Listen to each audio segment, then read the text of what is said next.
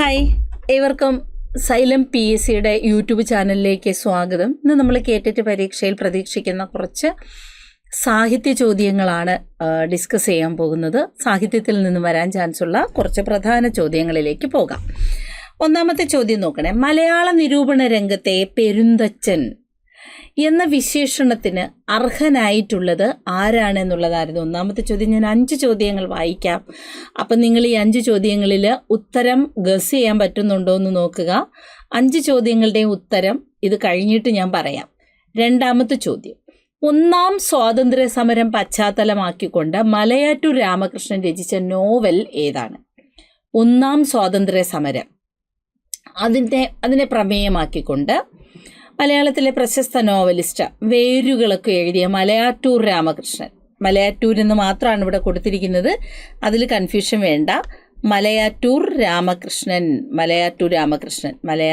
രാമകൃഷ്ണൻ്റെ novel ഏതെന്നുള്ളതാണ് question. അടുത്ത മൂന്നാമത്തെ ചോദ്യം. തത്വമസി എന്ന കൃതി രചിച്ചത് ആരാണ്? തത്വമസി. അടുത്തത് നോക്കൂ. നിങ്ങളെന്നെ കമ്മ്യൂണിസ്റ്റാക്കി എന്ന നാടകം രചിച്ചത് ആരാണ്? 5ാമത്തെ ക്വസ്റ്റ്യൻ ആണ്, വെരി ഇൻട്രസ്റ്റിംഗ്. നിങ്ങൾ ആരെ കമ്മ്യൂണിസ്റ്റ് ആക്കി എന്ന നാടകം രചിച്ചത് ആരാണ്?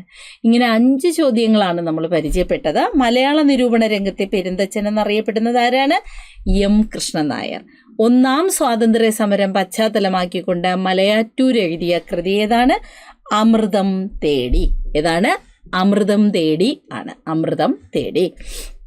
ഇനി തത്വമസി എന്ന കൃതി രചിച്ചത് മറ്റാരുമല്ല, സുകുമാർ അഴീക്കോടാണ്. പ്രശസ്ത നിരൂപകൻ, മലയാളത്തിലെ പ്രശസ്ത സാഹിത്യകാരൻ സുകുമാർ അഴീക്കോടാണ് തത്വമസി രചിച്ചത്. ഇനി നിങ്ങൾ എന്നെ കമ്മ്യൂണിസ്റ്റാക്കി എന്ന നാടകം രചിച്ചതോ? തോപ്പിൽ ഭാസി. ആരാണ്? തോപ്പിൽ ഭാസി. ഇനി നിങ്ങൾ ആരെ കമ്മ്യൂണിസ്റ്റാക്കി? സിവിക് ചന്ദ്രൻ. നിങ്ങൾ ആരെ കമ്മ്യൂണിസ്റ്റാക്കി എന്ന കൃതി ആരാണ് രചിച്ചത്? സിവിക് ചന്ദ്രനാണ്. ആരാണ്? സിവിക് ചന്ദ്രൻ. ഓക്കെ, അങ്ങനെ നമ്മൾ 5 ചോദ്യങ്ങളാണ് ഇപ്പോൾ പരിചയപ്പെട്ടത്. ഇനി ആ ആൻസർ കാണാതെ നിങ്ങളൊന്ന് പറഞ്ഞു നോക്കൂ. മലയാള നിരൂപണ രംഗത്തെ പെരുന്തച്ചൻ ആരാണ്? എം കൃഷ്ണൻ നായർ. ഒന്നാം സ്വാതന്ത്ര്യ സമരം പശ്ചാത്തലമാക്കി മലയാറ്റൂർ രചിച്ച നോവൽ ഏതാണ്? അമൃതം തേടി. PYQ പലപ്പോഴും ചോദിച്ചിട്ടുള്ളതാണ്. തത്വമസി എന്ന കൃതി രചിച്ചത് ആരാണ്? സുകുമാർ അഴീക്കോട്. നിങ്ങൾ എന്നെ കമ്മ്യൂണിസ്റ്റ് ആക്കിയത് നാടകം ആരുടേതാണ്? തോപ്പിൽ ഭാസിയുടേതാണ്. നിങ്ങൾ ആരെ കമ്മ്യൂണിസ്റ്റ് ആക്കിയാണെങ്കിലോ? സിവിക് ചന്ദ്രൻ. അങ്ങനെ 5 ചോദ്യങ്ങൾക്കും ഉത്തരം നമ്മൾ ആൻസർ നോക്കാതെ തന്നെ പറയാം എന്നുള്ള അവസ്ഥയിലേക്ക് നിങ്ങളെത്തിയല്ലോ ഇപ്പോൾ, അല്ലേ? ഇനി ചെറുകാടിൻ്റെ ആത്മകഥ ഏതാണ്? ചെറുകാട്, അല്ലേ? മലങ്കാടൻ എന്ന തൂലികാനാമത്തിൽ പണ്ട് കാലത്തൊക്കെ എഴുതിയിരുന്ന ആളാണ് ചെറുകാട്. മലങ്കാടൻ ആണ് എന്തായിട്ട് പിന്നീട് തൂലികാനാമം സ്വീകരിച്ചതാ? ചെറുകാട്.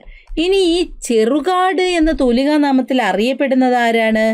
സി ഗോവിന്ദ പിഷാരടി. ആരാണ്?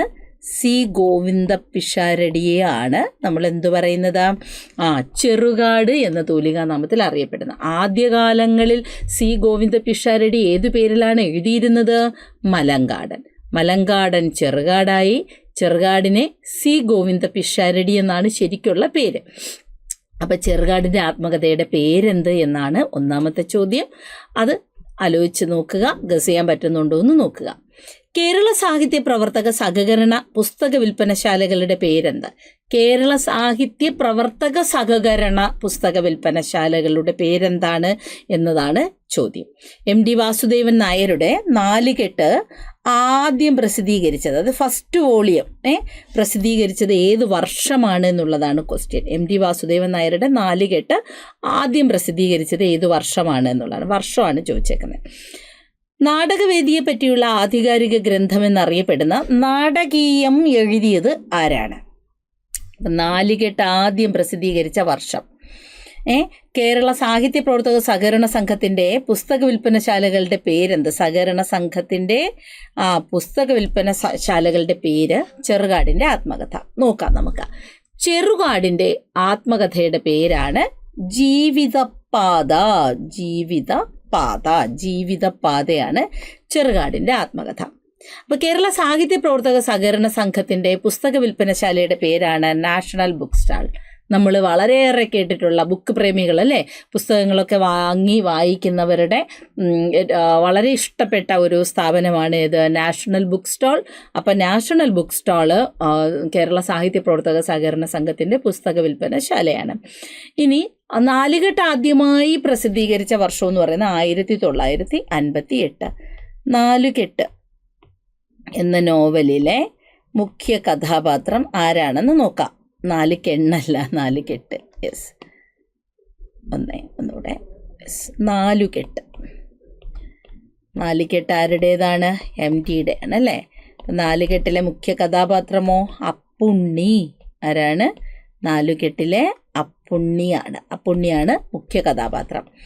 അസുരവിത്തിൽ വരുമ്പോൾ അസുരവിത്തും ആരുടെ തന്നെ? MTയുടെ തന്നെ. അസുരവിത്തിലെ മുഖ്യ കഥാപാത്രം ഗോവിന്ദൻ കുട്ടി. ആരാണ്? ഗോവിന്ദൻ കുട്ടി. അസുരവിത്തിലെ ഗോവിന്ദൻ കുട്ടിയാണ് മുഖ്യ കഥാപാത്രം അല്ലേ. കാലത്തിലോ? കാലത്തിലാണെങ്കിൽ കാലോ MT തന്നെ. സേതു, സുമിത്ര, ഇവർ രണ്ടുപേരുമാണ് കാലത്തിലെ മുഖ്യ കഥാപാത്രങ്ങൾ, സേതുവും സുമിത്രയും. നാലുകെട്ടിൽ ഗോവിന്ദൻകുട്ടിയാണ്. നാലുകെട്ട് അപ്പുണ്ണി, അസുരവിത്തില് ഗോവിന്ദൻകുട്ടി, കാലത്തിൽ സേതുവും സുമിത്രയുമാണ്. ഓക്കെ അല്ലേ?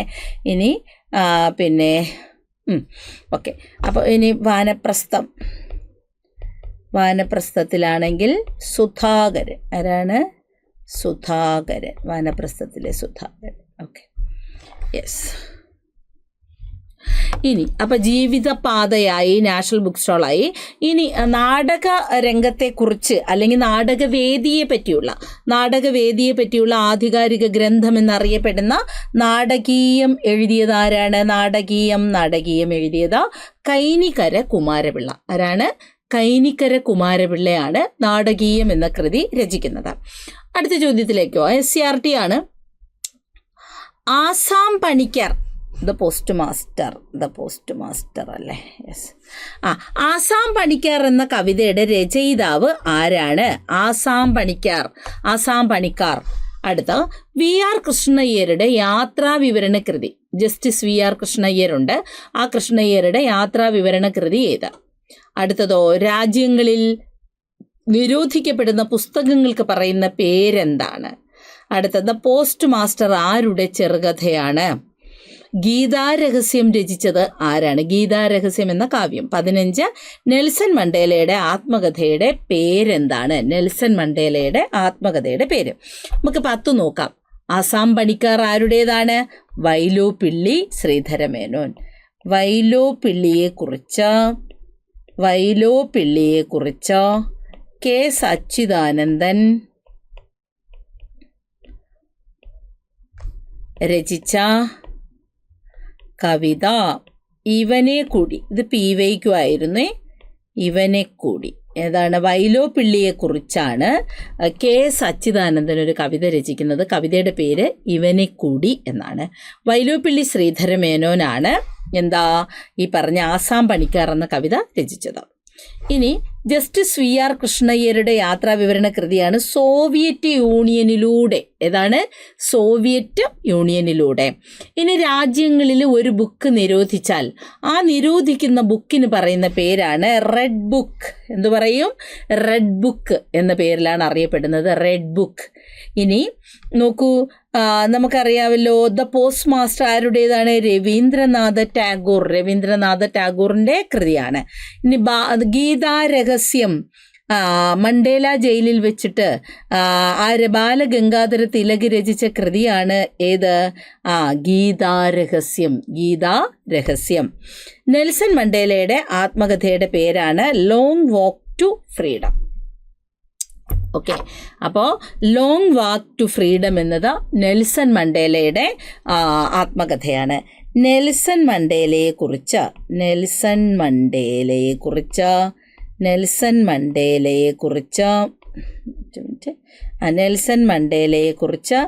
ONV രചിച്ച കവിത. നെൽസൺ മണ്ടേലയെ മുഖ്യ പ്രമേയമാക്കിക്കൊണ്ട് ONV രചിച്ച കവിതയാണ് ഹേ ശ്യാമസൂര്യ ശ്യാമ സൂര്യ. എന്താണ് കവിതയുടെ പേര്?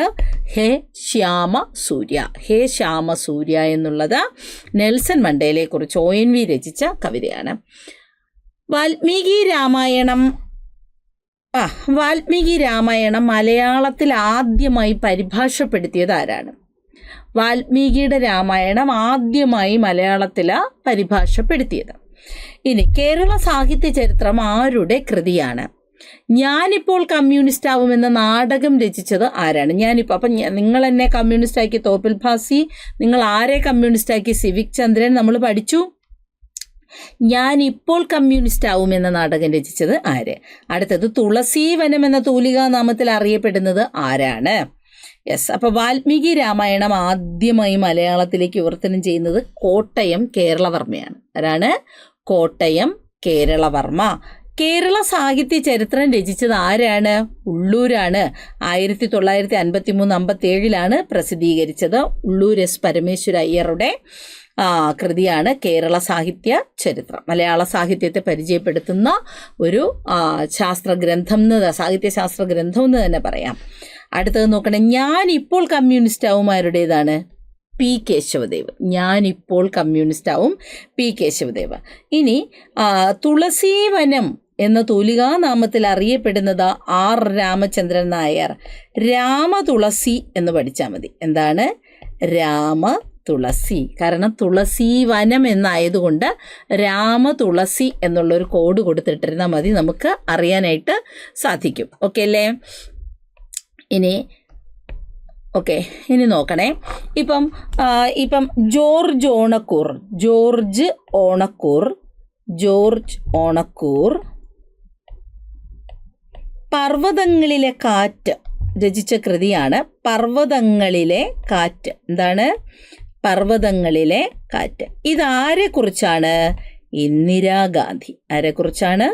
ഇന്ദിരാഗാന്ധിയെക്കുറിച്ച് ജോർജ് ഓണക്കൂർ രചിച്ച കൃതിയാണ് പർവ്വതങ്ങളിലെ കാറ്റ്. പൊൻകുന്നം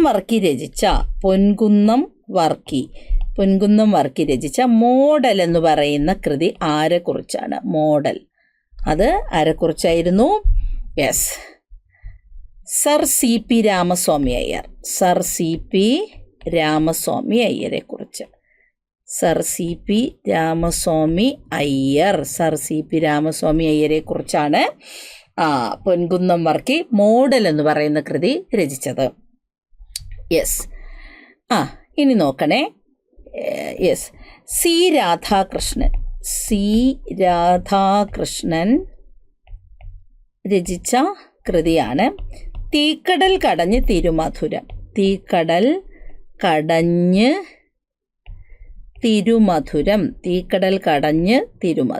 ഇതാരെക്കുറിച്ചാണ്? എഴുത്തച്ഛനെക്കുറിച്ച്. ആരെക്കുറിച്ചാണ്? എഴുത്തച്ഛനെക്കുറിച്ച് സി രാധാകൃഷ്ണൻ എഴുതിയ ജീവചരിത്ര രൂപത്തിലുള്ള കൃതിയാണേതാ? തീക്കടൽ കടഞ്ഞ് തിരുമധുരം. ജോർജ് ഓണക്കൂർ ഇന്ദിരാഗാന്ധിയെക്കുറിച്ചാണ് പർവ്വതങ്ങളിലെ കാറ്റെന്ന കൃതി രചിച്ചത്. പൊൻകുന്നം വർക്കി മോഡൽ എന്ന കൃതി രചിച്ചത് ആരെക്കുറിച്ചായിരുന്നു? Sir C P Ramaswamy Iyer. C Radhakrishnan Theekkadal Kadanju Thirumadhuram എന്ന കൃതിയിലൂടെ ഒരു ജീവചരിത്ര രൂപത്തിൽ രചിച്ച കൃതിയാണ്. അതിലൂടെ എഴുത്തച്ഛനെക്കുറിച്ചാണ് എന്ത് ചെയ്യുന്നത്?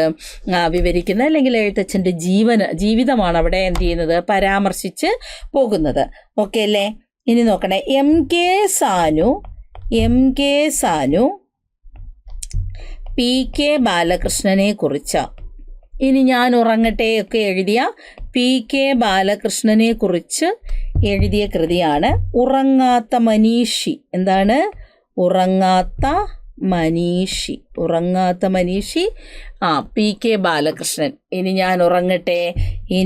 പി കെ ബാലകൃഷ്ണനാണ് ഇനി ഞാൻ ഉറങ്ങട്ടെ കർണനെ ആസ്പദമാക്കി, കർണൻ്റെ വ്യക്തി ജീവിതത്തെ ആസ്പദമാക്കി ഇനി ഞാൻ ഉറങ്ങട്ടെ.